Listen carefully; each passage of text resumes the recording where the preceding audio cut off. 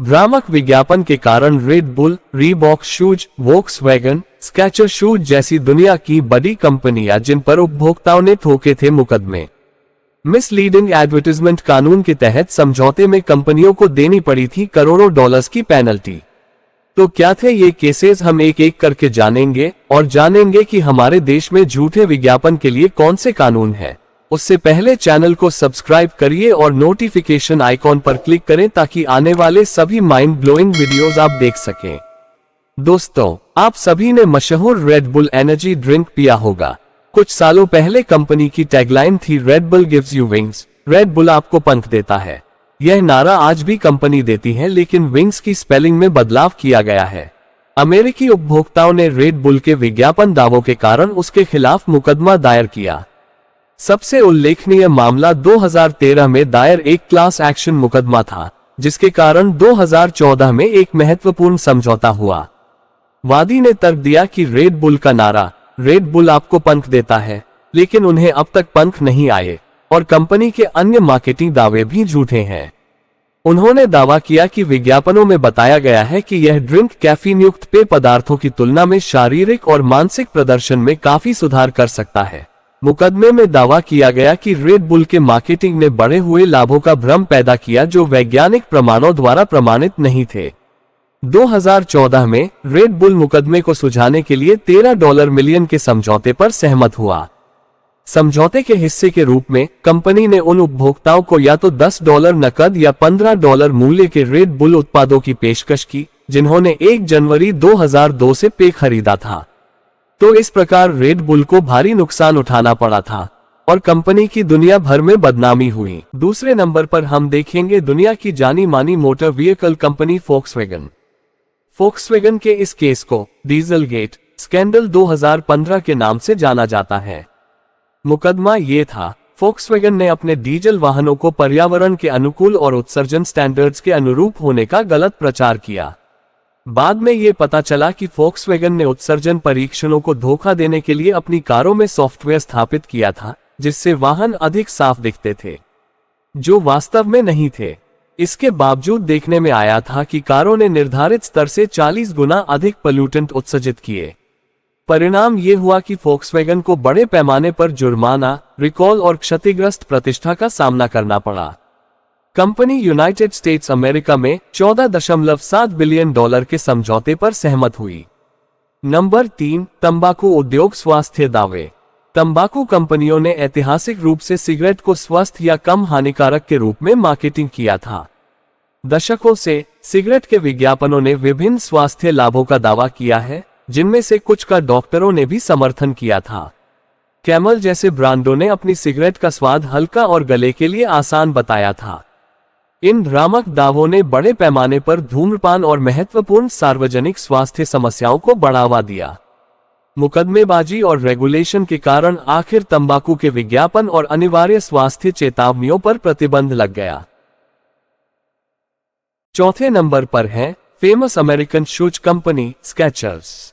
Company के shape ups model बनाकर दावा किया कि उसके शेप अप जूते पहनने वालों को वजन कम करने, मांसपेशियों को टोन करने और बॉडी पोस्चर्स में सुधार करने में मदद मिलेंगी।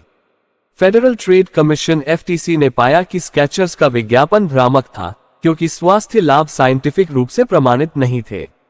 स्केचर्स ने आरोपों को निपटाने के लिए $40 मिलियन का भुगतान करने पर सहमति व्यक्त की और उपभोक्ताओं को रिफंड की पेशकश की। Number 5, Lumosity brain training 2016 case. Lumosity ने दावा किया कि उसके क्विज एंड गेम्स मानसिक क्षमताओं में सुधार कर सकते हैं और कॉग्निटिव गिरावट को रोक सकते हैं। फेडरल व्यापार आयोग FTC ने पाया कि ल्यूमोसिटी के विज्ञापन ने पर्याप्त वैज्ञानिक प्रमाण के बिना अपने ब्रेन ट्रेनिंग कार्यक्रमों के लाभों को बढ़ा चढ़ाकर पेश किया है। ल्यूमोसिटी $2 मिलियन के समझौते पर सहमत हो गई और उसे अपनी मार्केटिंग प्रथाओं को बदलने की आवश्यकता पड़ी। नंबर 6, पोम वंडरफुल 2010 से 2015। पोम वंडरफुल ने विज्ञापन दिया कि उसके अनार का रस हृदय रोग, प्रोस्टेट कैंसर और इरेक्टाइल डिस्फंक्शन को रोक सकता है। FTC ने फैसला सुनाया कि पोम वंडरफुल के स्वास्थ्य संबंधी दावे भ्रामक थे और सक्षम वैज्ञानिक साक्ष्य द्वारा समर्थित नहीं थे।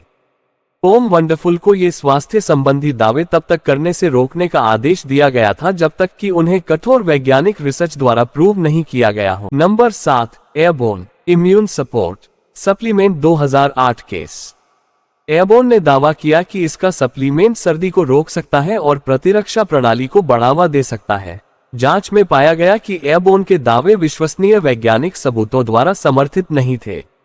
एयरबोर्न ने एक क्लास एक्शन मुकदमे का निपटारा किया $23.30 मिलियन के लिए और अपने विज्ञापन को बदलने पर सहमत हुए। Number 8, Reebok toning shoes 2011 case. Reebok ने दावा किया कि उसके इजी टोन जूते मांसपेशियों को मजबूत और टोन कर सकते हैं। एफटीसी ने पाया कि रीबॉक के दावे वैज्ञानिक साक्ष्य द्वारा प्रमाणित नहीं थे। रीबॉक सहमत हो गया, $25 मिलियन का समझौता किया और उपभोक्ताओं को रिफंड की पेशकश की। नंबर 9, डैनन द्वारा एक्टिविया योगर्ट 2010 केस। डैनन ने दावा किया कि उसके एक्टिविया दही ने पाचन स्वास्थ्य में सुधार जैसे अद्वितीय स्वास्थ्य लाभ प्रदान किए। एफटीसी ने पाया कि डैनन के दावे भ्रामक थे और पर्याप्त वैज्ञानिक साक्ष्य द्वारा समर्थित नहीं थे। इसका परिणाम ये हुआ कि डैनन कंपनी ने सहमति व्यक्त की $45 मिलियन का समझौता और विश्वसनीय वैज्ञानिक समर्थन के बिना कुछ स्वास्थ्य दावे करना बंद कर दिए। नंबर 10, पतंजलि आयुर्वेदिक। 27 फरवरी 2024 को कोर्ट ने रामदेव बाबा की पतंजलि दवाओं के विज्ञापनों पर इस आधार पर रोक लगा दी कि वे भ्रामक दावे कर देश को धोखा दे रहे हैं। अदालत ने यह भी कहा कि ये दवाएं बिना किसी अनुभवजन्य साक्ष्य के कुछ बीमारियों का इलाज करने का दावा करती हैं। इंडियन मेडिकल एसोसिएशन IMA ने एक तत्काल याचिका दायर की थी जिसमें आरोप लगाया गया है कि रामदेव बाबा और उनकी कंपनी कोविड-19 टीकाकरण और आधुनिक चिकित्सा के खिलाफ बदनामी अभियान चला रही है। पिछले साल नवंबर में कोर्ट ने पतंजलि को भविष्य में झूठे विज्ञापन प्रकाशित न करने का भी निर्देश दिया था। भारत में इसके लिए मैजिक रेमेडीज एक्ट 1954 और कंज्यूमर प्रोटेक्शन एक्ट 2019 का जिक्र है। Drugs and magic remedies act में प्रावधान है कि किसी भी बीमारी को बिना साइंटिफिक प्रूफ के पूरी तरह ठीक करने का दावा करना गलत और भ्रामक है और यह कानून का उल्लंघन है। कोई भी मैन्युफैक्चरर या सर्विस प्रोवाइडर जो उपभोक्ताओं के हितों पर प्रतिकूल प्रभाव डालने वाले झूठे या भ्रामक विज्ञापन प्रसारित करता है, उसे 2 साल तक की कैद और 10 लाख रुपये तक का जुर्माना हो सकता है। ये सभी मामले ईमानदार विज्ञापन के महत्व और उपभोक्ताओं को भ्रामक दावों से बचाने में रेगुलेटरी बॉडीज की भूमिका को दर्शाते हैं। यदि कंपनियां भ्रामक मार्केटिंग स्ट्रेटजी में अटैच होती हैं तो उन्हें महत्वपूर्ण वित्तीय दंड, कानूनी परिणाम और प्रतिष्ठा क्षति का सामना करना पड़ सकता है। दोस्तों, वीडियो अच्छा लगा हो